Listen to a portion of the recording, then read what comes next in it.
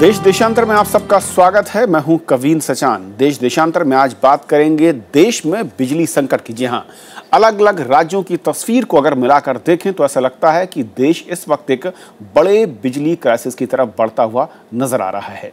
पिछले 15 दिन के आंकड़े ये बताते हैं कि देश में करीब 7000 मेगावाट बिजली का उत्पादन कम हुआ है और इसके चलते उत्तर भारत के कई राज्य, दिल्ली से लेकर राजस्थान, उत्तर प्रदेश, बिहार, हिमाचल तक इसका असर साफ तौर पर दिखने लगा है। कई राज्यों में बिजली कटौती 8 से 14 घंटे तक हो रही है। अब सवाल यह है कि इसके पीछे के कारण क्या हैं और क्या इसका असर हम देखेंगे आने वाले दिनों में। समझने की कोशिश करेंगे खास मेहमानों के साथ। मैं परिचय करा दूं अपने मेहमानों को जो हमारे साथ जुड़ रहे हैं। स्टूडियो मेरे साथ हैं अजय शंकर, जो कि farmer special secretary ministry of power में थे। अजय जी, बहुत बहुत स्वागत है आपका। हमारे साथ कांग्रेस के प्रवक्ता दीपक अमीन हैं। दीपक, बहुत बहुत स्वागत है आपका। हमारे साथ हैं सुदीप श्रीवास्तव, जो कि एडवोकेट हैं और उन्होंने पावर और कोल से रिलेटेड कई मामलों में जनहित याचिकाओं के जरिए कई बार सच सामने जनता के बीच लेकर आए हैं। बहुत स्वागत सुदीप आपका। और इसके अलावा हमारे साथ हैं आरती मेहरा, जो कि बीजेपी नेता हैं। आरती, बहुत बहुत स्वागत है आपका। शुरुआत में करना चाहूंगा अजय जी आपसे, जिस तरीके के हालात हैं और जो फिलहाल दो तरह के आंकड़े हैं। पहला आंकड़ा ये कहता है कि पिछले कुछ हफ्तों में 7000 मेगावाट बिजली का उत्पादन प्रभावित हुआ है या फिर पहले से कम हुआ है। इसके चलते राजस्थान, हरियाणा, गुजरात, मध्य प्रदेश और यूपी में इसका असर साफ तौर पर दिखने लगा है। क्या वजह है कि हम इस संकट को दूर नहीं कर पा रहे हैं? और अब तो ऐसा है कि जो प्राइवेट कंपनियां हैं, जिनके टाटा, रिलायंस, अडानी, इन सब की भी कई इकाइयों ने काम करना बंद किया है। बात ये कही जा रही है कि तकनीकी खामी है। क्या रास्ता है या किस ओर हम बढ़ते हुए देख रहे हैं फिलहाल? अगर अगले कुछ दिनों आगे की ओर हम देखें तो मेरा मानना है कि बहुत अधिक कठिनाई नहीं होगी। बरसात के महीने में कोयले का उत्पादन और उसको थर्मल पावर स्टेशन ले जाने में थोड़ी दिक्कत हमेशा होती रही है और मेरा मानना है कि इस वर्ष भी ऐसी ही दिक्कत है। कुछ यूनिट्स अचानक खराब होती हैं और हमेशा होती रही हैं। और क्योंकि अब गर्मी थोड़ी कम हुई है, बारिश अच्छी हो रही है, तो अगर हम पूरे भारत को देखें तो ओवरऑल शॉर्टेज पिछले वर्षों की अपेक्षा में बहुत ज़्यादा नहीं बढ़ी है। मेरे ख्याल से अगर आप पिछले कई वर्षों का ट्रेंड देखें तो एक ऑल इंडिया बेसिस पे पावर शॉर्टेज थोड़ी कम हो रही है। असली दिक्कत इस बात की है कि बहुत सी क्षमता उपलब्ध है, लेकिन क्योंकि उसको पूरा कोयला नहीं मिल पा रहा है या गैस नहीं मिल पा रही है या कोयले या गैस को रेट के लेकर एक व्यवहारिक व्यवस्था नहीं बन पा रही है, इसलिए जितना उत्पादन हो सकता है उससे कम हो रहा है। और ये समस्या जितनी जल्द हल हो उतना ही आगे वालों वर्षों में हमें कठिनाई कम होगी, क्योंकि उत्पादन के लिए निवेश चाहिए और निवेश के लिए ईंधन चाहिए, कोयला चाहिए, गैस चाहिए। तो उसको लेके पिछले कुछ वर्षों में एक संकट सी पैदा हुई है। तो बहुत से प्लांट हैं जो कि आधे हैं, पूरे नहीं हो पा रहे हैं, या पूरे हैं तो उनको फ्यूल नहीं मिल पा रहा है। तो इस समस्या का समाधान जितनी जल्दी हो जाए, जिससे नया निवेश हो, क्योंकि अभी हमारी जीडीपी ग्रोथ रेट कम रही है, मैन्युफैक्चरिंग ग्रोथ रेट्स कम रहे हैं, तो ये जब बढ़ेंगे तो बिजली की मांग भी बढ़ेगी। चलिए, आप कहना कि आमतौर पर बरसात के महीने में इस तरह का संकट दिखता है, लेकिन इस बार ये संकट कुछ ज़्यादा है।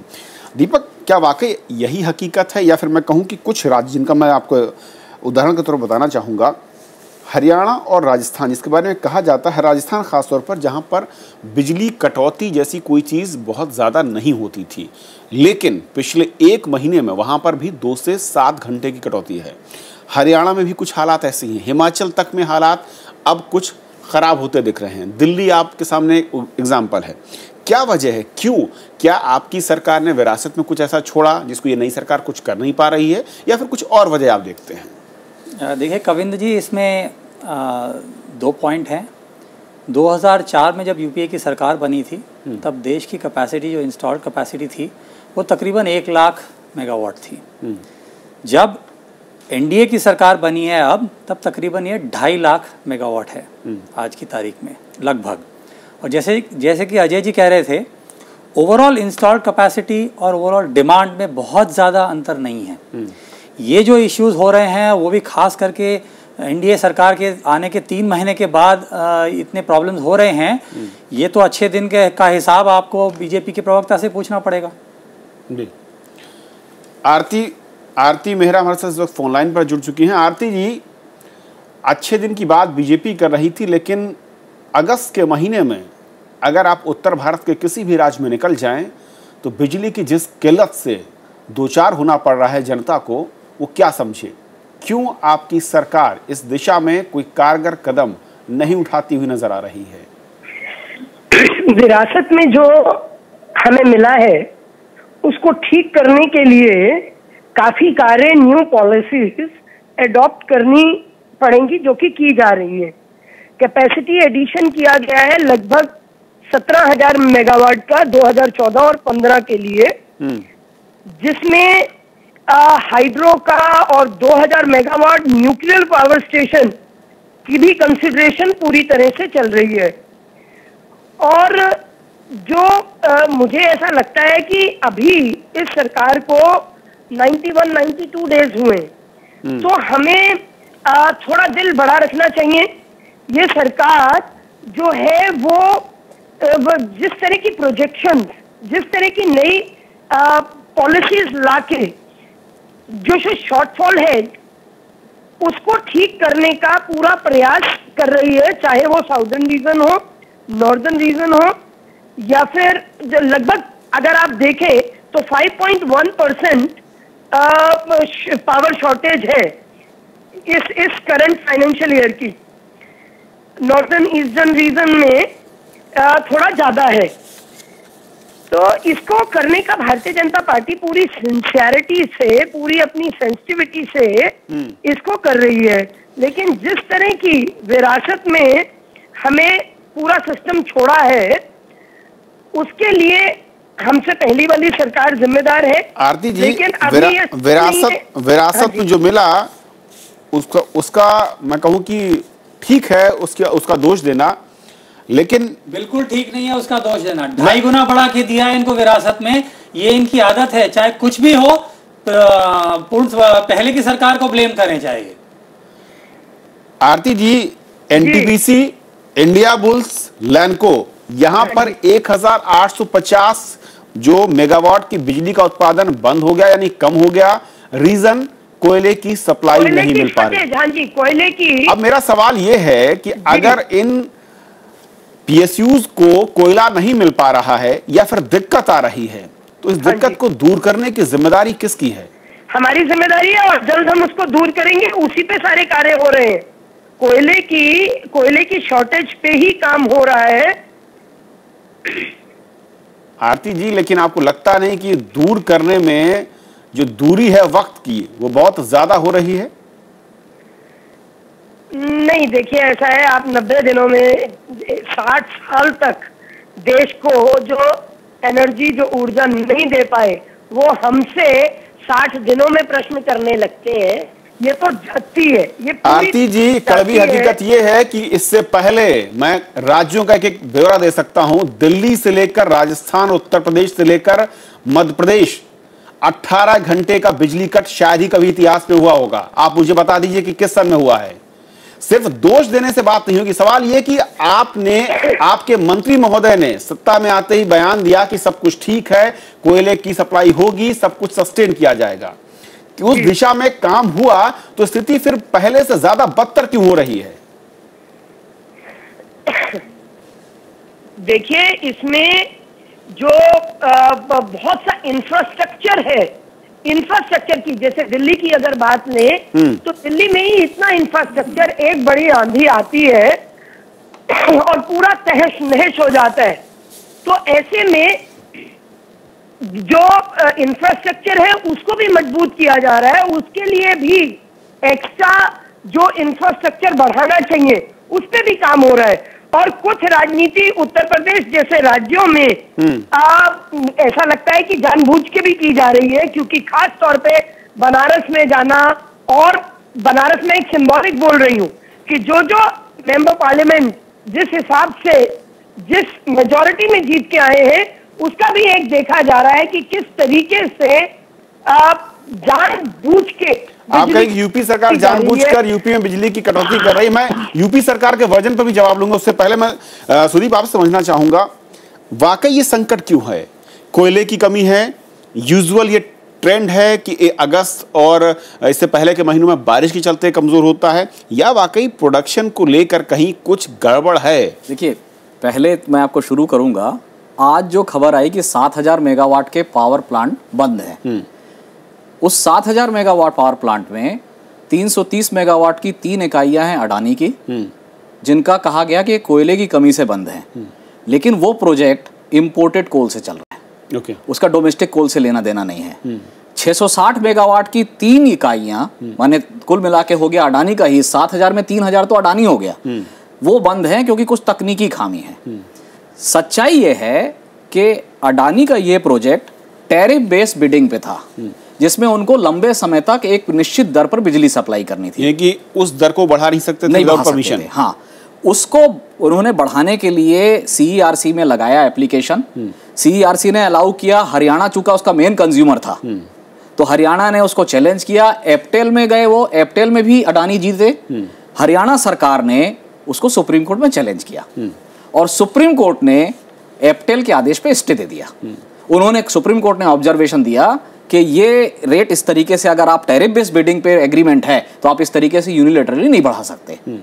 इसका सीधा सीधा मतलब है कि ये जो बंद हुआ है, माने इस देश में जब कोई सेक्टर को आप खोल रहे हैं निजीकरण के लिए, मैं एक क्लैरिफिकेशन चाहूंगा सुदीप, जो आप बात करें, क्या ये फिर आप ये कहना चाह रहे हैं कि प्राइवेट सेक्टर के जो वहां पर प्रोड्यूसर हैं, वो क्योंकि रेट बढ़ाने को लेकर कोर्ट ने एक डंडा लगाया, स्टॉपेज लाइन खींच दी है, तो अब वो तकनीकी खामी बताकर अपने प्लांट्स को बंद कर दिया? मैं यही कह रहा हूं कि इस देश में हमने निजीकरण, जब लिबरलाइजेशन किया तो लिबरलाइजेशन के साथ इफेक्टिव रेगुलेशन नहीं किया है। देखिए, निजीकरण तब सफल होता है, तब वो जनता के हित में होता है जब उस पर कड़ी निगरानी रखी जाए। आप उसमें जरा भी छूट देंगे तो वो अपने प्रॉफिटेरिंग में लग जाते हैं और विंडफॉल के तरफ भागते हैं। ये ही इस देश में हो रहा है। जहां तक कोयले की कमी की बात है, अभी 15 जुलाई के महीने में NTPC का एक बयान आया कि कोयले की बहुत कमी है, प्लांट बंद होने वाले हैं। उसकी पूरी तहकीकात हमने की, कोल इंडिया के डेटा निकाले और मेरे पास आज भी हैं। वो ये बताते हैं कि हमने जितना कोयला पिछले साल भेजा था उससे ज्यादा सप्लाई किया। हमने सेंट्रल इलेक्ट्रिसिटी अथॉरिटी का डेटा निकाला कि पिछले साल बिजली जितनी पैदा हुई थी लगभग उतनी ही उन प्लांट में बिजली पैदा हुई। कोयला ज्यादा मिला, बिजली बराबर पैदा हुई, तो कोयला कम कैसे हो गया? कोई जवाब देने वाला नहीं है। इस पूरे सेक्टर में लोगों को गुमराह रखने से ये एक बने रहता है माहौल के बिजली की कमी है, बिजली की कमी है, उसमें जो चाहे जितना रेट बढ़ा ले आदमी देने के लिए मजबूर होगा। तो मेरा तो ये मानना है कि ये रेट बढ़ाने का कहीं ना कहीं उद्देश्य इस पूरे क्राइसिस को बता रहा है। अजय जी, दो बातें जो सुदीप कह रहे हैं बहुत अहम इसलिए हो जाती हैं कि क्या प्राइवेट बिडर्स मनमाने तरीके से दाम बढ़ाने के लिए क्राइसिस को जनरेट कर रहे हैं, और दूसरा ये कि जिस तरीके से कह रहे हैं कि वही कोल की सप्लाई तो जितनी पिछले साल होती थी उससे पहले होती थी, वही आंकड़े बता रहे हैं, उसके बाद फिर प्रोडक्शन अचानक इतना नीचे क्यों चला गया? मैं इससे सहमत नहीं हूँ। पिछले 2-4 दिन में क्या हुआ है उससे मैं बहुत ठीक ढंग से वाकिफ नहीं हूँ, लेकिन जहाँ तक बिजली की दरों का सवाल है तो एक स्वतंत्र रेगुलेटरी कमीशन में ये दर तय होते हैं और उस स्वतंत्र रेगुलेटरी कमीशन के समक्ष कंज्यूमर का भी पक्ष रखा जाता है, सबका पक्ष रखा जाता है। यही मेरा कहना है और कि वो स्वतंत्र नहीं है। उसके पश्चात जो भी उससे नाखुश हो उसका एक एपलेट ट्राइब्यूनल है जिसमें सुप्रीम कोर्ट के जज हैं। उससे भी जो नाखुश है वो रिट पिटिशन में कोर्ट में जाते हैं। जिस मसले का आप जिक्र कर रहे हैं उसमें यही हुआ है। एक रेगुलेटरी कमीशन में फैसला हुआ, एप्टेल में फैसला हुआ, वो सुप्रीम कोर्ट में मामला है। उचित फैसला क्या होगा वो तो वक्त बताएगा, लेकिन मैं ये मानने को नहीं तैयार हूँ कि कोई भी कंपनी बिजली का उत्पादन सिर्फ इसलिए बंद कर देगी कि सुप्रीम कोर्ट ने स्टे ऑर्डर दिया है। ये मुझे स्वाभाविक या रैशनल नहीं दिखाई देता है। असलियत क्या है मैं नहीं जानता। जहाँ तक तकनीकी कमजोरी से प्लांट्स बंद होते हैं, ये हमेशा बंद होते रहे और अचानक होता है कि प्लांट बंद हो जाते हैं। उत्तरी भारत में इसी समय में नाफ्था जाखरी का एक 1500 मेगावाट का स्टेशन है। कुछ साल पहले वहाँ पर जब बरसात अच्छी होती थी तो सिल्ट आ जाता था प्लांट में, एकाएक 1500 मेगावाट बंद हो जाता था। उत्तर भारत में तब भी बहुत तकलीफ होती थी। 2-3 वर्ष उन्होंने मेहनत की, तो ये जो सिल्ट बढ़ता है उसके लिए और टरबाइन पर एक नई कोटिंग का उन्होंने इजाज़ किया, और उससे अब ये दिक्कत नहीं होती है। तो कुछ प्लांट्स अचानक बंद होते हैं तकनीक के कारण, क्यों होते हैं, कैसे होते हैं, ये उसकी समीक्षा बाद में होती है। लेकिन मैं ये मानने को नहीं तैयार हूँ कि कोई जानबूझ के प्लांट बंद करेगा बिजली की कमी बनाने के लिए। दीपक भाई, आपको क्या लग रहा है, क्या जो तर्क जो सुदीप भाई कह रहे हैं कितना हकीकत दिख रहा है, और क्या वाकई हमारा सिस्टम इस तरह का है कि मैं सीधे तौर पर कहूँ कि क्या प्राइवेट कंपनियां गवर्नमेंट और जनता को क्राइसिस शो करके ब्लैकमेल भी कर सकती हैं, इतनी ताकतवर हैं? देखिए कविंद्र जी, जो आरोप सुदीप जी लगा रहे हैं ये बहुत ही गंभीर आरोप हैं, और इसका तो हमें समय ही बताएगा ये आरोप सही है या नहीं है। लेकिन एक बात निश्चित है कि ये सरकार, भारतीय जनता पार्टी की सरकार जो अभी सत्ता में आई है, ये उद्योगपतियों के हित में ज़्यादा बात करती है, उनके हित में ज़्यादा काम करती है, उनकी नीतियाँ भी उनसे ज़्यादा अलाइंड हैं। तो इनके ऊपर सख्त निगरानी रखनी पड़ेगी, और भारतीय जनता पार्टी को, देश को जवाब देना पड़ेगा कि ये इनकी नीतियाँ कैसे इम्प्लीमेंट कर रहे हैं, कैसे लागू कर रहे हैं और किसके हित में लागू कर रहे हैं। सुदीप भाई, क्या ये नीतियाँ अभी तैयार हुई हैं? देखिए, मेरा यही कहना है, मैं शुरू से बोलता हूँ कि इस देश में कांग्रेस और भाजपा नहीं है। लिबरलाइजेशन के बाद सरकार और विपक्ष है, दोनों के चेहरे बदलते हैं, नीतियां वही चल रही हैं और उसी तरीके से चल रही हैं। लिबरलाइजेशन में जितना स्ट्रांग रेगुलेशन होना चाहिए, अभी अजय जी बोल रहे थे कि बिजली की रेट CERC जब तय करता है तो जनता का पक्ष सुना जाता है। आप भी जानते हैं, हम सब आम लोगों में से जो कंज्यूमर हैं उनमें से शायद ही कोई CERC की हियरिंग में जाता होगा या पता लगता है कि हियरिंग हो रही है।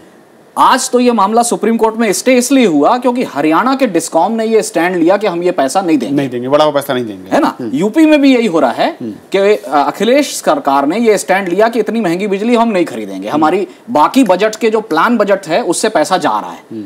तो जब तक हम, और मैं ये भी बताना चाहूंगा कि जब हम 60 से 65% बिजली कोयले से पैदा कर रहे हैं, जिसकी लागत अमूमन बहुत कम है गैस के मुकाबले, उस समय ये जो 4 रुपए 5 रुपए में जो जनरेटिंग कंपनी बिजली दे रही है, ये 3 से 4 गुना प्रॉफिट कमा रही है।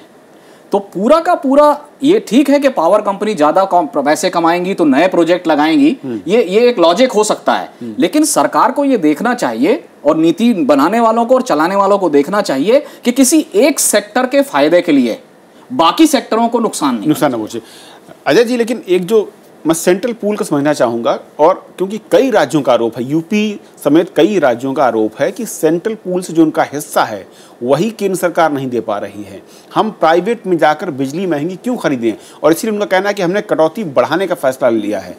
क्या असल में दिक्कत क्या है, और क्या उनकी आरोप सही है? मैं थोड़ा सा इसमें अर्ज करना चाहूँगा कि ऐसा है कि कई कारण हैं जिसकी वजह से देश में कोयले का उत्पादन जितना बढ़ना चाहिए नहीं बढ़ पाया।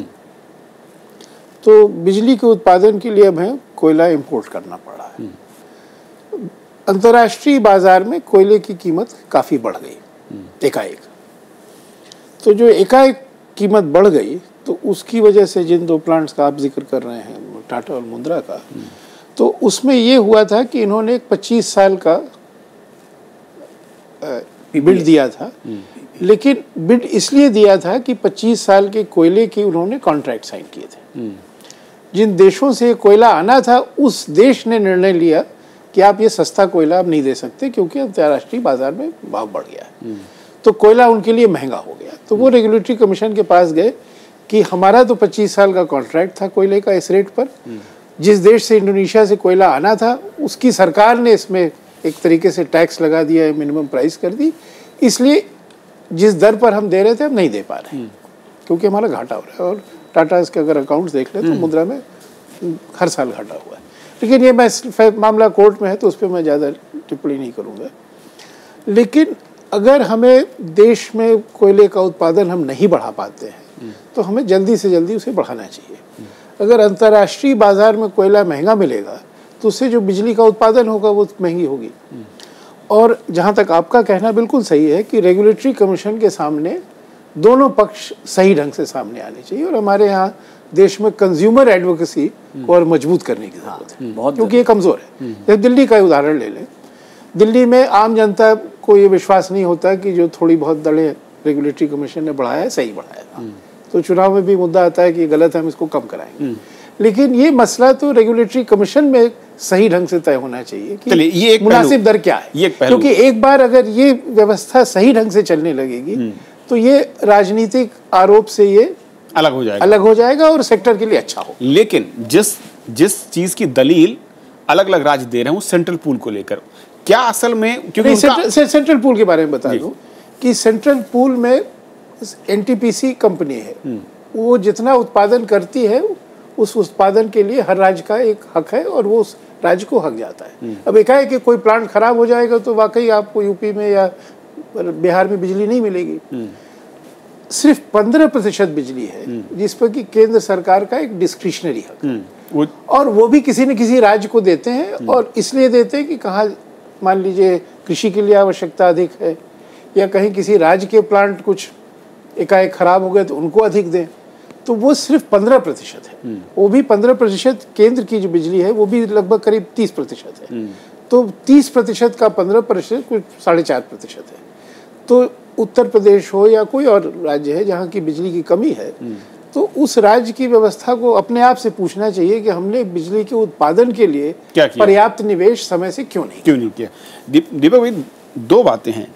राज्य सरकारें सीधे आरोप लगा रही है कि भाई केंद्र सरकार हमारे हिस्से की बिजली ही नहीं दे पा रही है पूल से, और हम पर आरोप लगा रही है कि आप बिजली की कटौती कर रहे हैं या फिर आप राजनीति कर रहे हैं। और दूसरा ये कि क्या राज्य सरकारें, जो कि अजय जी कह रहे हैं, कि क्या राज्य सरकारों ने कभी सोचा कि हम उस के सेंट्रल पूल पर इतने डिपेंडेंट क्यों रहे, क्यों हमने अपने रिसोर्सेज तैयार नहीं किए वक्त पर?